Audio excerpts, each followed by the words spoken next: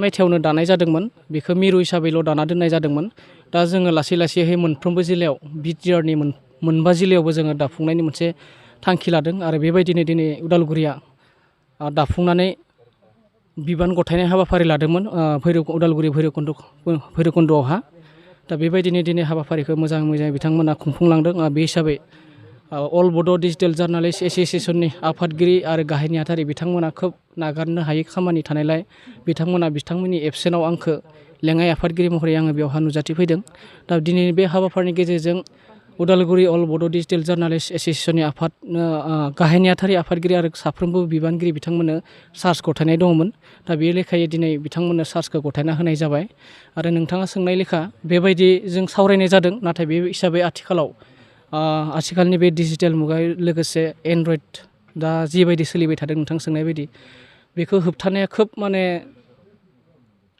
गोरलै जानाय एबा गोरलै बाथ्रा नङा मानो होनबा आथिखालाव गोसो बायदियै मोनसे पेज खुलिना एबा गंसे एन्ड्रइड मबाइल थाब्लानो जे पेज खुलिना मोनसे निउस बायदि दामबाय थादों दा बेफोरबायदिनि थाखाय जों लालांनो हास्थायगोन आरो नाजालांगोन आरो बिथांमोना माने गोसो बायदि बिथांमोना गावबा गाव पेज खुलिनायनि थाखाय बिथांमोना अलरेडि फिसा फ्रिदम दंखायो थेवब्लाबो बिथांमोनखौ जोंनि बे अल बड' डिजिटेल जार्नालिस्ट एस'सिएशनावहा लानाय जायोब्लाबो माबायदि जानांगोन बेफोरखौ जों नेमखान्थिखौ इयुनावहा जों लालांगोन होननानै जों बेखिनिखौ मिजिंथिनानै दङ सासे खौरांगिरि जानो होनना बुङोब्ला जोङो फार्स्ट टाइम जोङो सासे खौरांगिरिया बिथाङा प्रेजेन्ट अफ माइन्ड जाग्रोनांगोन मोनसे हाबाफारियावहा खौरां लानो थांनाय सिगां बिथांनि गाननाय जोमनाय गावनि डिसिप्लिनफोरखौ गावनि जार्नालिजमनि नेमखान्थिफोरखौ फालिनानै गावा खौरांगिरि एबा खौरां फोसावनायखौ आं मिजिंथियो आरो बेबायदि जानांगौ होनना आं सानो पाब्लिकफोरा गोबां बेले बेजे खालामो माने मिडियानि गेजेरावनो माने सोरबा माने एना एनि खालामो बेनि बेलायाव माबा क्लियारेन्स होनो सानो नामा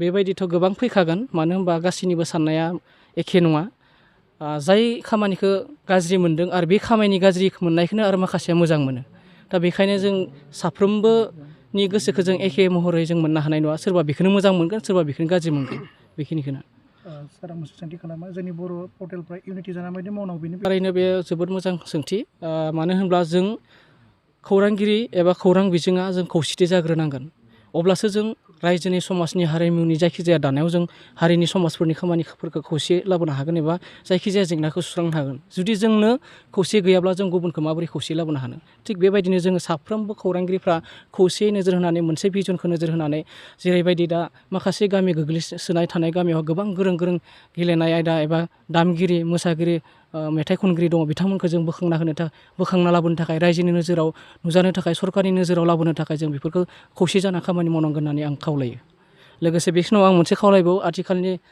बिटिआर सरकार प्रमद बर'नि दैदेननाय बिटिआर सरकारा जोंनि अल बड' डिजिटेल जार्नालिस्ट एस'सिएशननो मोनसे खोथा होदों जे मोनफ्रोमबो जिल्लायावहा जोंनि बर' अल बड' डिजिटेल जार्नालिस्ट एस'सिएशननि थाखाय मावख' लुनायनि थाबैनो बाथ्रा सानगोन आरो सावरायगोन होनना बुंदों बेनि थाखाय आं जोंनि अल बड' डिजिटेल जार्नालिस्ट एस'सिएशननिफ्राय आथिखालनि बिटिआरनि गाहाय मावफुं सोद्रोमा थांबाय आरो बहाय 2023 जे सेसन बेयावहाय गोदान बिबानगिरिफोरनो बिबान गथायनाय हाबाफारि जानानै थांबाय आरो बिथांमोननो बिबानखौ होनाय जाबाय गुबैयै आफादगिरि महरै सोरांसार बाग्लारि आरो गाहाय नेहाथारि हिसाबै प्रनित दैमारि बिथांमोनखौ आफादगिरि आरो गाहाय नेहाथारि लानानै आबुं मोनसे उदालगुरि जिल्ला अल बड' डिजिटेल जार्नालिस्ट एस'सिएशनखौ दाफुंनाय जाबाय दा बेवहाय थांनाय 2019 मायथाइयाव मोनसे भेरगावआव दाजादोंमोन खौरांगिरिनि मोनसे गौथुम बड'लेण्ड एमिडिया एस'सिएशन होननानै आरो बे बड'लेण्ड एमिडिया एस'सिएशन होननानै जि खौरांगिरिनि गौथुम बियो दिनैसिम दङमोन नाथाय दिनै बेमा एबा बड'लेण्ड एमिडिया एस'सिएशनखौ दिनै फोजोबनानै गोदानै उदालगुरि जिल्ला माने अल बड' डिजिटेल जार्नालिस्ट एस'सिएशनखौ दाफुंना होनाय जाबाय दा बेयावहाय आफादगिरि थांनाय गोजाम समनि आफादगिरि महरै दिनै आं फोसावदों जे सेन्ट्रेलनि जा बे सुबुरुन बायदि सेन्ट्रेलनि बिथोन बायदि सेन्ट्रेलनि माने संबिजिर मथै गासै जिल्लायावनो मेरु आफादजों लोब्बा लाखिनानै अल बड' डिजिटेल जार्नालिस्ट एस'सिएशन मोनफ्रोमबो आसामाव थानाय मोनफ्रोमबो जिल्लायावहाय बे फैबाय थानाय बे डिजिटेल जार्नालिस्ट एस'सिएशननि जि खौरांगिरिफोर बिथांमोनखौ मा बोसोन होनो सानो?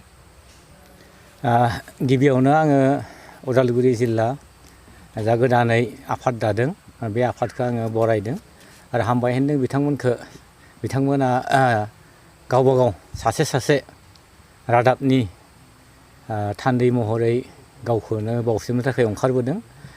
बे रादाबनि थान्दै जानाया एसेबां गोरलै बाथ्रा नङा। मानो होनना बुङोब्ला बे खामानिखौ मावनो थांनायावहाय गोसो मोदोम जिउ गासैखौबो बावसोमनो गोनां जायो। दा बे लेखायैनो बिथांमोना जा आफादखौ दाबाय बे आफादखौ दानायाव आं जोबोद गोजोनदों आरो बे आफादनि आङो इयुनखौ हास्थायबाय। लोगोसेयैनो दिनै जा आंखौबो बिथांमोना एबा नोंथांमोना बे बिबान गथायनाय खामानियावहाय लिंहरनानै सासे आलासि महरै एबा फुंखा सुबुं महरै जा नोंथांमोननि सिगाङावहाय आंखौ रादाबनि जाबायदि रादाबा मोनसे रादाबखौ जोङो होनांगौ एबा फोस्रावनांगौ बेनि सोमोन्दैहाय बुंनो एबा एसे गावनि मोन्दांथिखौ नोंथांमोननि सिगाङाव फोरमायनो जा खाबु होबाय बे खाबु होनायाव आं जोबोद गोजोनदों। आरो लोगोसेनो आं नोंथांमोनखौ खावलायगोन नोंथांमोना जाहाथे बे रादाबनि फोसावनायनि खामानि मावनो थांनायावहाय गावखौनो गाव बावसोमनांगोन, डेडिकेसन खालामनांगोन। मानोना बुङोब्ला बे खामानिखौ मावनो थांनायावहाय गोबां सैसोनो गोनां जायो। बियो गोसो जायोब्लानो मावनो हानाय खामानि नङा बियो। नङाब्लाथ' गोबां मानसियानो रादाबगिरि जानो हास्थायगौमोन। नाथाय बेयावहाय गावजों लोगोसे बेयावहाय गोजौनि एबा आनान गसाइनिबो बेयाव बोरनि गोनांथि जायो। जाहाथे आनान गसायाबो नोंथांमोन साफ्रोमखौ बोर होयो। जाहाथे बे खामानिखौ मावलांनो हाथों आं बेखौ हास्थायबाय।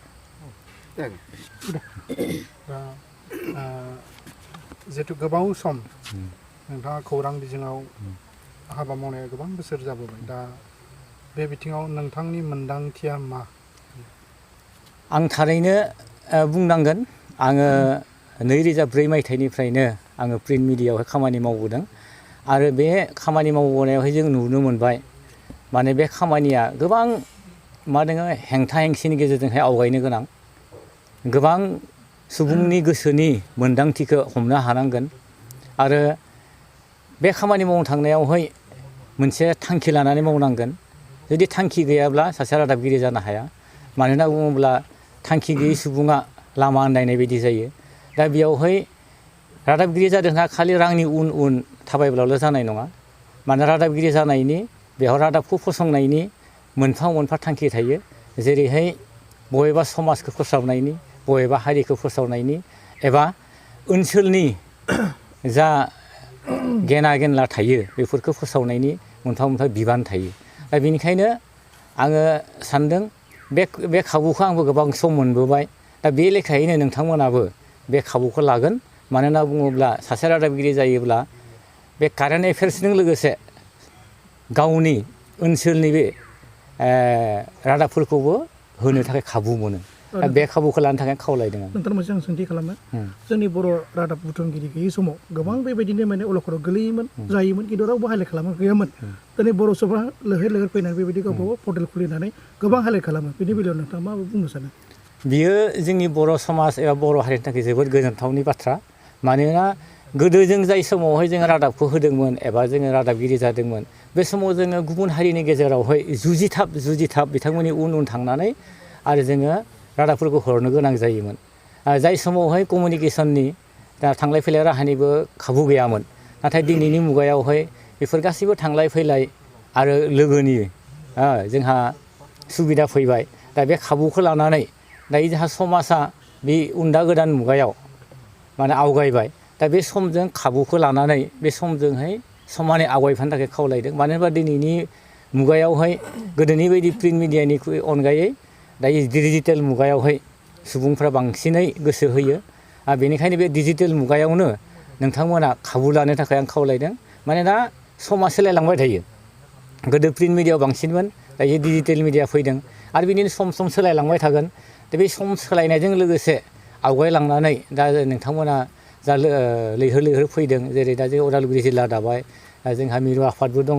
बिदिनो आफादफोरखौ दानानै इयुनावहाय गाव बे रादाबखौ फसंनाया गावनि जिउखौबो दानाय जायो बे जिउ दानो थाखायबो दा जों जाबायदि मावनो गोनां दङ जेरै जोंहा सरकारनिफ्राय खाबु मोननांगौब्ला जायबायदि रेजिस्ट्रेसननि बाथ्रा एक्रिडिटेसन मोननायनि बाथ्रा दङ बेफोर गासैबो खामानिखौ मावना लानो थाखाय आङो नोंथांमोनखौ खावलायबाय। Thank you.